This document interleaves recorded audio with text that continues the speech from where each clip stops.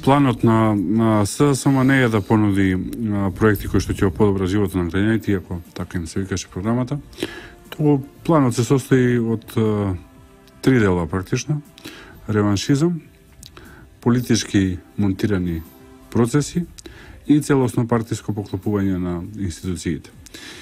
И ако во нешто се конзистентни, и ако за нешто не ја лажат во своите ветувања, тоа е ова.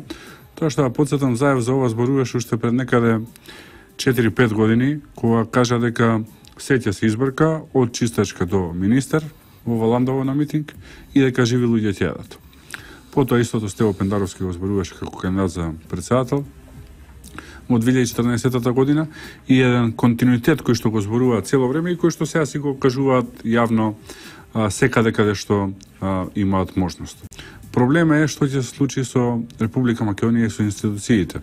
Што ќе се случува со инвеститорите кои што доаѓаат во Република Македонија и отвараат нови работни места. Што ќе се случи со инвеститорите кои што се веќе тука?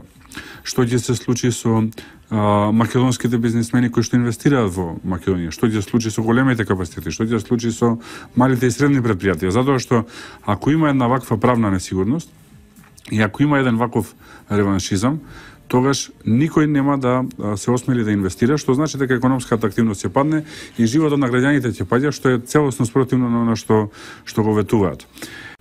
Свесни дека одредени работи не може да ги направат, имаат за цел да ги заплашат судиите во Република Македонија, обвинителите, професорите, бизнисмените, дипломатите на Република Македонија, значи сите оние кои што на еден начин го креираат движењето дали политичко, дали стопанско во државата.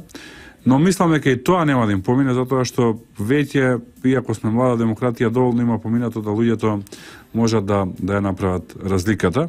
На крај мислам дека ќе заврши со едно големо фијаско, со едни нереализирани економски ветувања од нив и со еден огромен гнев и реваншизам кој што без разлика кога ќе се случат предвремените парламентарни избори, дали сега како што бараме ние или многу скоро како што ќе диктира политичката ситуација, затоа што дури и да направат влада не очекувам дека ќе издржи долго.